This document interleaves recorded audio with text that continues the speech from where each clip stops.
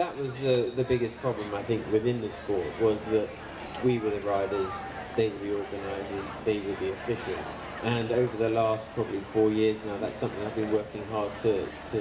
bridge that gap, so that it is clear that we're all working to the same goal, and that's to see the sport evolve to benefit the many sponsors that are actively involved in the sport, which benefit the riders, benefit the organisers, the owners.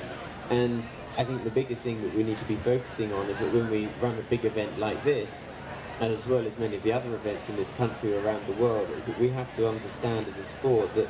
we're not just running a competition here, we're trying to put on a spectacle as well, and that it's got to be friendly, easy to understand, and create a good competition so that it's fun for everybody to watch. Effectively, it's put you yourself in the spotlight quite a lot. Being the shy, retiring type that you are, has that been? I mean, I've watched you at events have to sort of effectively lock horns with, you know, for example, Mark Phillips at Barbary. You know, there's a little bit of consternation over a fence coming out of a water complex, but you know, you stood your ground. And I think it's being sure that the decisions we're trying to make are for the benefit of the sport as a whole. And one area that I've been very strong about is that anybody that comes on board to help me with either ERA UK or the international arm of ERA, it has to be very clear that they can't come on board with their own agenda. We, to a point, I believe, are in a position of responsibility, and once we're in that position, we forego the right to have an opinion of ourselves.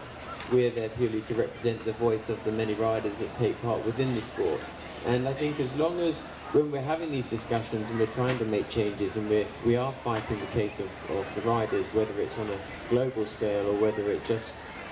representing the views of national riders, we need to make sure that we have the support, we have the evidence, we have the backup of written word and information that's been given to us. And then we need to make sure that we are on the right side. And I think it's very important that riders have a voice, but I believe very strongly in ensuring that the riders never become so powerful that at some point when I step down, if somebody else were to take over, we've created such a system that riders can take advantage of that system and start to change the sport.